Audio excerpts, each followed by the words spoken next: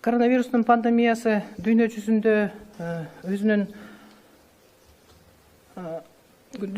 дагы жылып көбөйүп баштаса, ошондой эле Кыргызстанда дагы өзүңүздөр билгендей 25 март 2020 жылы 42 учур тастыкталган. Ал эми саат 14-кө лабораториялык изилдөөлөрдүн негизинде дагы 2 учур COVID-2019 коронавирустук инфекциясы тастыкталды. Бул учурлар 2 эркек жаранында тастыкталды. Бирөө 1985 жылкы, экинчи жаран 1960 жылкы. Бул жарандарды контактта болгон жарандарды изилдөөнүн негизинде табылган. Бир жаран Испания өлкөсүнөн келген жаран менен контактта болгон. Экинчи жаран болсо Дубай өлкөсүнөн өзү учуп келген. Ал Испаниядан келген жаран азыркы күндө Испанияга өлкөсүнө учуп кеткен. Ал жаран боюнча бүткүл дүйнөлүк саламаттык сактоо уюмуна атайын маалымат берилди.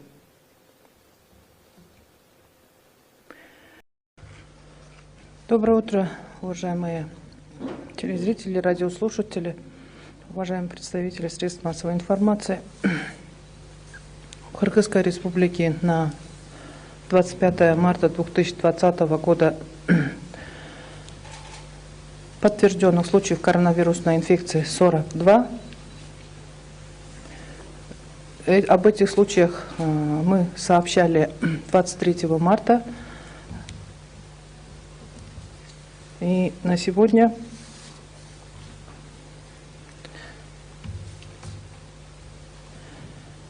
они находятся в наших стационарах в Республиканской клинико-инфекционной больнице, Джалабадской объединенной больнице, Волобукинской территориальной больнице, Баткенской областной больнице, Накатской территориальной больнице и Баткенской областной объединенной больнице. Состояние всех госпитализированных, как мы сообщали ранее, относительно средней тяжести, и один из госпитализированных находится в реанимационном отделении. Это мужчина 1949 года. В отношении пациентов, которые госпитализированы, проводятся все необходимые лечебные мероприятия в соответствии с их состоянием. Вчера, как мы уже сообщали, из мест обсервации по собранным эпидемиологическим анамнезам и по результатам лабораторных исследований, с мест обсервации ранее находилось в местах обсервации 2014 человек, и сегодня они были выписаны под строгий домашний карантин. И на сегодня в местах обсервации находится 585 граждан. Для граждан, которые направлены на домашний карантин, на домашнюю обсервацию, объяснены все условия нахождения, соблюдения домашнего карантина, о том, что они не должны покидать места карантина, место жительства. При появлении любых симптомов, температуры, кашель, общее недомогание, они обязательно должны сообщить по месту жительства, по месту пребывания врачам центров семейной медицины и на все телефоны горячей линии 118 и 112. И еще раз мы хотели бы обратиться к этим гражданам, которые были направлены на домашний карантин, о том, чтобы они в обязательном порядке соблюдали условия домашнего карантина, не выходили из дома, дома соблюдали правила личной гигиены. И при появлении симптомов, о которых я указала выше, они должны обратиться к врачам центров семейной медицины.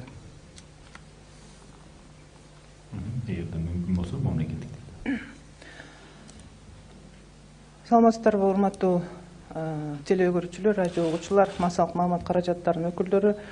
Бүгүн 25 март 2020 жылы Кыргыз Республикасында 42 тастыкталган коронавирус COVID-2019 учуру катталды. Бул жарандардын бардыгы биз кече белгилегендей Жалал-Абад областык ооруканасында, Алабука территориалдык ооруканасында, Баткен областык ооруканасында, Ноокат территориалдык ооруканасында, Анда сырткары республикалык клиникалык инфекциялык ооруканаларында жайгаштырылып дарыланууну өтүп жатышат. Бүгүнкү күндө биз кече белгилеп кеткендей 1949 жылкы эркек жараны реанимация бөлүмүндө атайын дарылоо иш аракеттерин жүргүзүлүп жатат.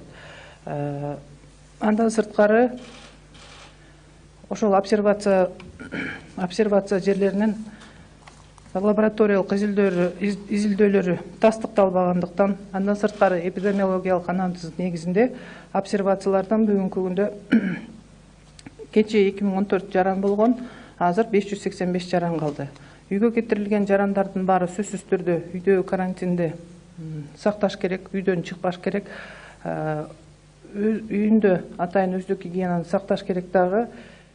Эгер жөтөл же болбосо денесинин табы көтөрүлсө, өзүн начар сезсе, жергиликтүү үй бүлөлүк медицина борборлорунун врачтарына кайрылыш керек. Же болбосо 118-112 телефондорунда ыкчам телефондук линияларга кайрылса, аларга медициналык кызматкерлер келип, көрүп, атайын жардам көрсөтүп, андан сырткары керек болсо, ошол территориалдык ооруканаларга госпитализацияланат. Үйгө карантинге жиберилген жарандарга кайрылып кетет элем. Сөзсүз түрдө сиздер түшүндүрүлгөн карантинде кечээ барып, ошол жерде врачтардын баары, эпидемиологдор сиздерге үйдөгү карантинде сактоонун эрежелерин түшүндүрдү. Ошол үйдөгү карантиндин эрежелерин сакташыңыздар керек, өздүк гигиенаны сактап, үйүңүздөрдөн чыкпашыңыздар керек дагы, үйгө конок чакырбашыңыздар керек. Ошону эстеп, эсиңиздерге тутуп алсаңыздар деп суранып кетет элем. Айнура Викторовна, чоң рахмат. Тогда мы, наверное, перейдем к вопросам. Вопрос от агентства 24 KG.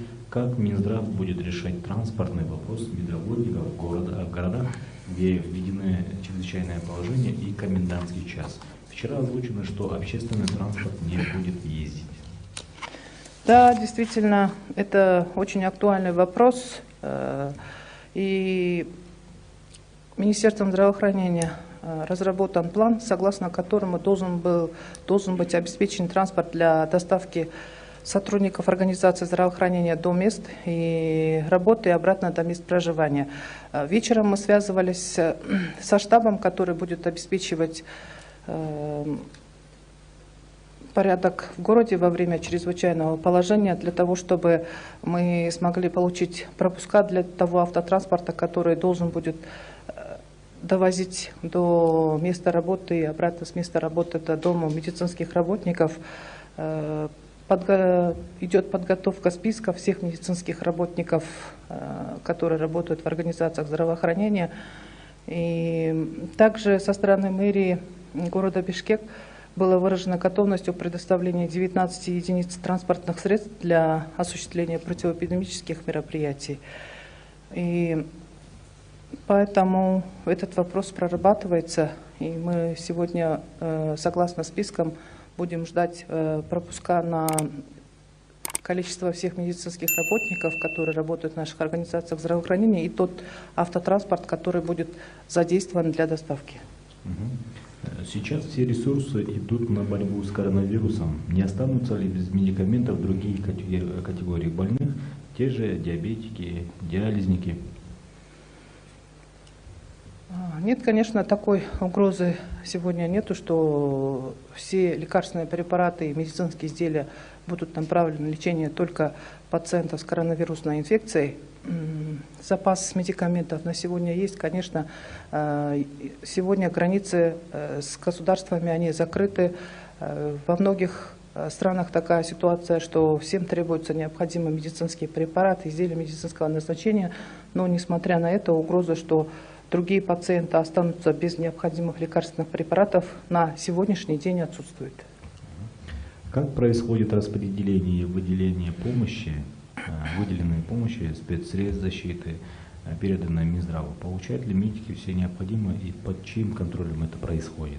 Гражданское общество или депутаты могут проверить, на самом ли деле Минздрав передал необходимое медработникам, особенно тем, кто находится в очаге?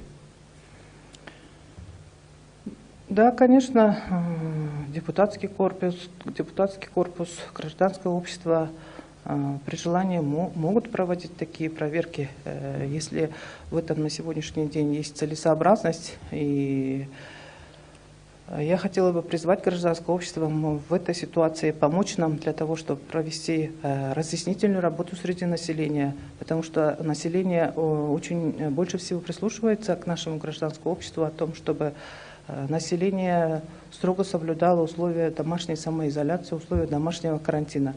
То, что средства индивидуальной защиты выделяются строго по назначению и выделяются непосредственно медицинским работникам, этот вопрос может не обсуждаться, потому что средства индивидуальной защиты, они предназначены только для использования в таких случаях, для борьбы с коронавирусной инфекцией, для работы в очагах. Больше по другим направлениям они никак не могут быть использованы, средства индивидуальной защиты. И последний вопрос. Интернет переполнен анонимными сообщениями медиков и близких об отсутствии средств защиты, элементарно нет масок. А с другой стороны, десятки граждан и компаний собирают деньги для приобретения этих спецсредств. Вопрос, что именно делает Минздрав по статейно, если можно, с теми деньгами, которые были выделены на борьбу с коронавирусом? Где эти отчеты, век цифровизации, которые требуют продвигать в Кыргызстане и президент, и правительство? Если есть такая необходимость, чтобы изложить постатейно все расходы из эпидемиологического фонда, средств